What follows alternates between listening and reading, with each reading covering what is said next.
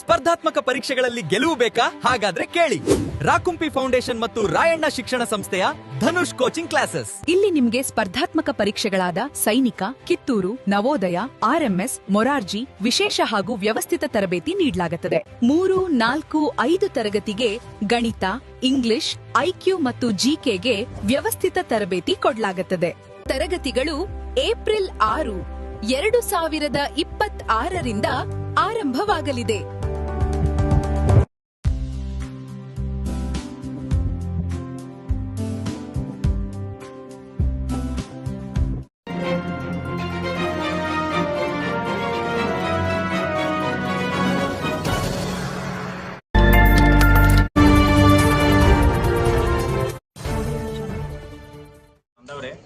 ಈಗಾಗಲೇ ನಮ್ಮ ಅನೇಕ ವಕೀಲ ಸಹೋದರರು ತಮ್ಮ ಮುಂದೆ ಆ ವಿಷಯವನ್ನು ಹೇಳಿದ್ದಾರೆ.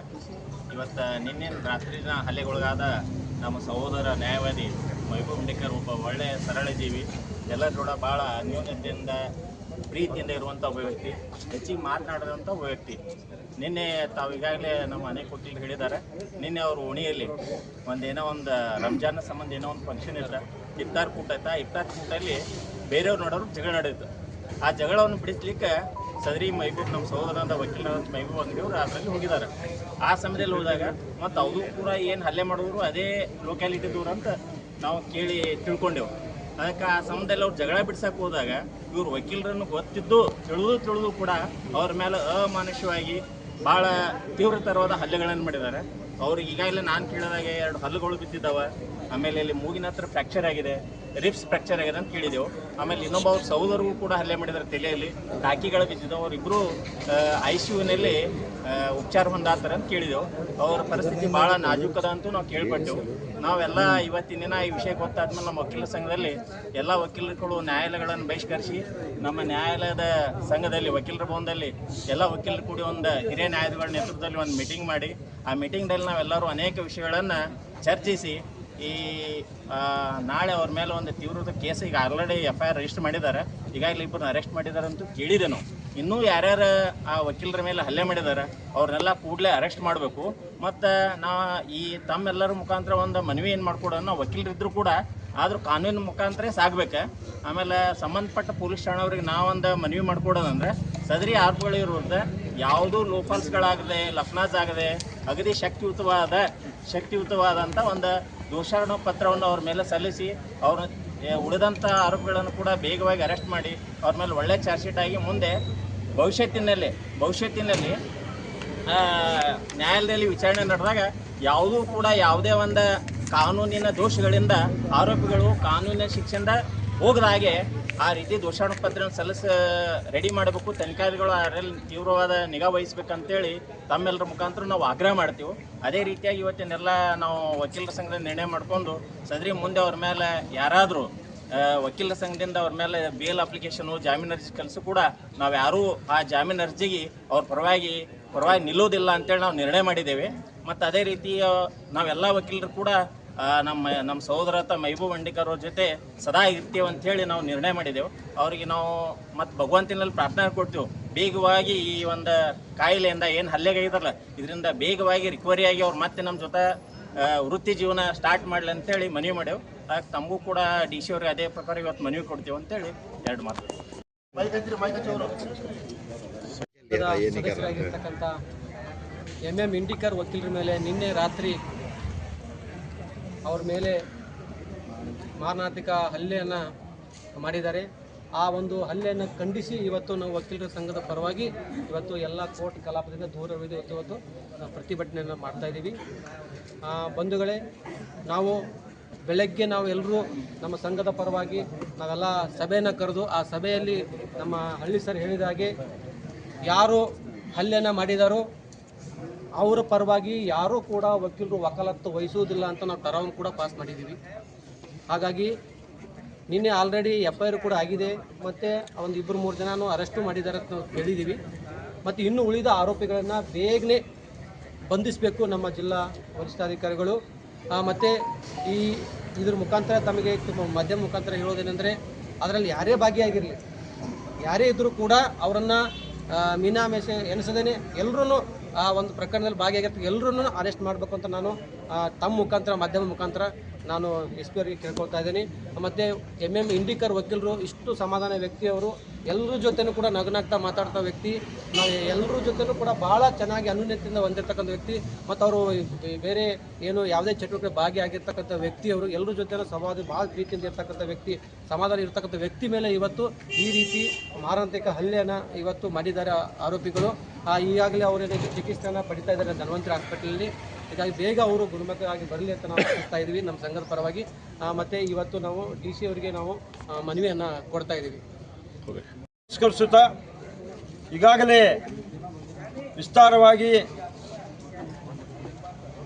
ನಮ್ಮ ಗೆಳೆಯರು ವಕೀಲರು ನಮ್ಮ ಮುಂದೆ ನಮ್ಮ ಮಾತನ್ನು ಇಟ್ಟಿದ್ದಾರೆ. ನಿನ್ನೆ ರಾತ್ರಿ ನಮ್ಮ ಕಲೀಗಾದಂಥ MM ಇಂಡಿಕರ್ ವಕೀಲರ ಮೇಲೆ ಹಲ್ಲೆ ಆಗಿದೆ.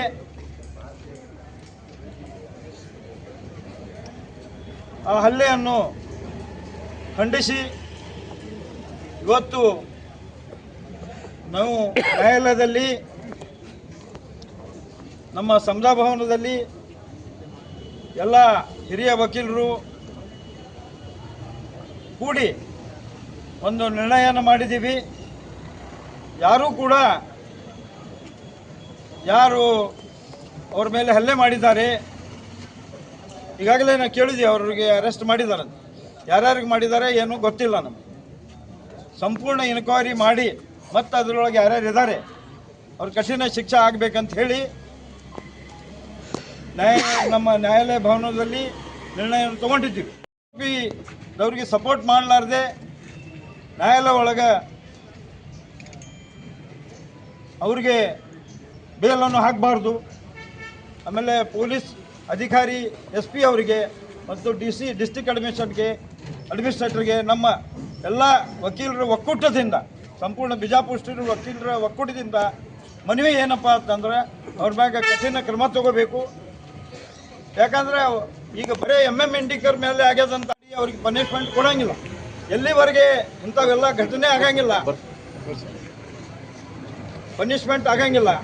ಅವ್ರಿಗೆ ಎಲ್ಲ ಇನ್ಕ್ವೈರಿ ಆಗಿ ಇದು ಮಾಡಿದಾಗ ಪೊಲೀಸರು ಕರೆಕ್ಟಾಗಿ ತಮ್ಮ ಡ್ಯೂಟಿ ಮಾಡಿ ಆ್ಯಕ್ಷನ್ ತಗೋಬೇಕು ಆದಾಗ ಒಂದು ಅಂಜಿಕೆ ಹೊಣ್ತದೆ. ಜನರಲ್ಲಿ ವಕೀಲರಿಗೆ ಹೆಂಗೆ ಮಾಡ್ತಾರೆ ಅಂದ್ರೆ ಅಮಾಯಕ ಜನರಿಗೆ ಏನು ಮಾಡ್ತಾರೆ ಬಿಜಾಪುರ ಒಳಗೆ ಅಂತ ಸಮಸ್ಯೆ. ಆ ಕಾರಣ ನಾವು DC ಅವರಿಗೆ ಬೇಕು. ಆಮೇಲೆ ನಾವಿನ್ನು ಚಾರ್ಜ್ ಶೀಟ್ ಮಾಡ್ತೀವಿ, ಅದ್ರೊಳಗೆ ಸಂಪೂರ್ಣ ಚಾರ್ಜ್ ಶೀಟ್ ಒಳಗೆ ಉಳಿಬಾರ್ದು. ಅವ್ರು ಅಂಥ ಅಂಶಗಳನ್ನು ಹಾಕಿ ಅವ್ರಿಗೆ ಅರೆಸ್ಟ್ ಮಾಡಬೇಕು, ಮುಂದಿನ ಕ್ರಮ ತಗೋಬೇಕಂತ ನಾವು ಎಲ್ಲರೂ ವಕೀಲರ ಸಂಘದಿಂದ ನಂಬಿರ್ತೀವಿ. ಆ ಪ್ರಕಾರ ನಾವೊಂದು ರಿಕ್ವೆಸ್ಟ್ ಮಾಡ್ತೀವಿ DC ಅವರಿಗೆ ಆ ಕೆಲಸನ ಆಗಲಿ ಅಂತ. ಜೈ ಹಿಂದ್, ಜೈ ಕರ್ನಾಟಕ. ಕಾರ್ಯದರ್ಶಿ ಬಂಧುಗಳೇ, ಮಾನ್ಯ ಜಿಲ್ಲಾಧಿಕಾರಿಗಳ ಮೇಲೆ ಮಾರಣಾಂತಿಕ ಹಲ್ಲೆ ಮಾಡಿದವರ ಮೇಲೆ ಕ್ರಮ ತೆಗೆದುಕೊಳ್ಳುವ ಕುರಿತು ಮೇಲ್ಕಂಡ ವಿಷಯಕ್ಕೆ ಸಂಬಂಧಿಸಿದಂತೆ ತಮಗೆ ತಿಳಿಯಪಡಿಸುವುದೇನೆಂದರೆ ಸರ್, ನಿನ್ನೆ ದಿನಾಂಕ 24/2/2026 ರಾತ್ರಿ ನಮ್ಮ ಸಂಘದ ನ್ಯಾಯವಾದಿಗಳಾದ ಶ್ರೀ MM ಇಂಡಿಕರ್ ಇವರ ಮೇಲೆ ಕೊಲೆಗೆ ಯತ್ನಿಸಿ ಮಾರಣಾಂತಿಕ ಹಲ್ಲೆ ಮಾಡಿರುತ್ತಾರೆ. ಈ ಘಟನೆಯನ್ನು ಖಂಡಿಸಿ ನಮ್ಮ ವಿಜಯಪುರ ನ್ಯಾಯವಾದಿಗಳ ಸಂಘ ನ್ಯಾಯಾಲಯದ ಮತ್ತು ಕಂದಾಯ ಇಲಾಖೆ ಎಲ್ಲ ನ್ಯಾಯಾಲಯದ ಕಾರ್ಯಕಲಾಪದ ದೂರ ಉಳಿದು ಸದರಿ ಘಟನೆಯನ್ನು ನಾವು ಖಂಡಿಸ್ತಾ ಇದ್ದೀವಿ. ಆದ ಕಾರಣ ತಾವು ಸದರಿ ಶ್ರೀ MM ಇಂಡಿಕರ್ ಇವರ ಮೇಲೆ ಕೊಲೆಗೆ ಯತ್ನಿಸಿ ಮಾರಣಾಂತಿಕ ಹಲ್ಲೆ ಮಾಡಿದವರ ಮೇಲೆ ಕಠಿಣ ಕಾನೂನು ಕ್ರಮ ತೆಗೆದುಕೊಳ್ಳಲು ತಮ್ಮಲ್ಲಿ ವಿನಂತಿ ಮಾಡ್ಕೊತಾರೆ.